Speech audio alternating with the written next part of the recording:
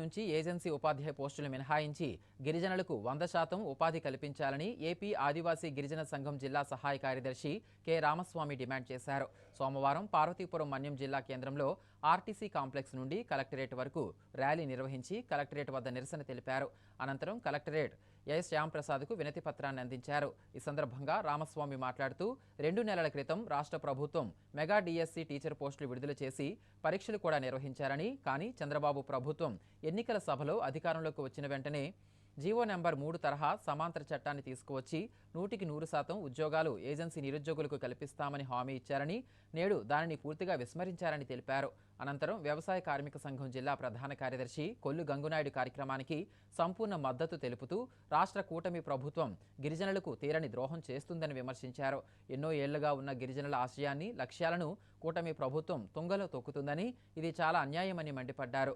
ప్రతిపక్షంలో గిరిజనుల కోసమే కూటమి ప్రభుత్వమని ప్రజలను నమ్మించి అధికారం చేపట్టి 2 ఏళ్లు కావస్తున్నా నేటికి గిరిజనులకు ఇచ్చిన మాట ప్రకారం జీవో నెంబర్ 3ను పునరుద్ధరించడం గానీ, గిరిజన స్పెషల్ డిఎస్సి ప్రకారం ఉద్యోగాలు కల్పించడం గానీ లేదని తెలిపారు.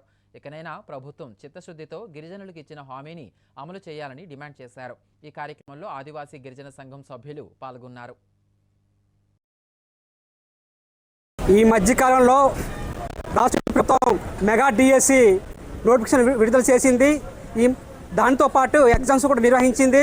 కానీ ఏజెన్సీ పోస్టులు మొత్తం భర్తీ చేయలేదు. గతంలో ఎన్నికల సందర్భంగా చంద్రబాబు నాయుడు గారు అరకు ఎన్నికల సభలో కూడా, అలాగే కురుపాన్ ఎన్నికల సభలో కూడా మేము అధికారంలోకి వస్తే జీవో నెంబర్ 3ని చట్టబద్ధ కల్పించేసి ఏజెన్సీ పోస్టులు 100% ఉద్యోగ ఉపాధి అవకాశాలు కల్పిస్తామని చెప్పేసి ప్రకటన చేయడం జరిగింది. కానీ ఈ అధికారం వచ్చి 15 నెలలు అయిన ఈ రోజుకి ఈ మెగా డిఎస్సి నుంచి ఏదైతే ఏజెన్సీ స్పెషల్ డిఎస్సి కానీ లేకపోతే ఏజెన్సీ పోస్టులు ఏవి కూడా భర్తీ చేయని పరిస్థితి ఉంది. కాబట్టి ఏదైతే ఏజెన్సీలో ఉన్న నిరుద్యోగులు ఉన్నారో, అలాగే డిఎస్సి నోటిఫికేషన్లో ఇచ్చినవి ఏవైతే ఉన్నాయో అవి వెంటనే భర్తీ చేసి గిరిజనులందరికీ కూడా ఉద్యోగాల అవకాశం కల్పించేటట్టు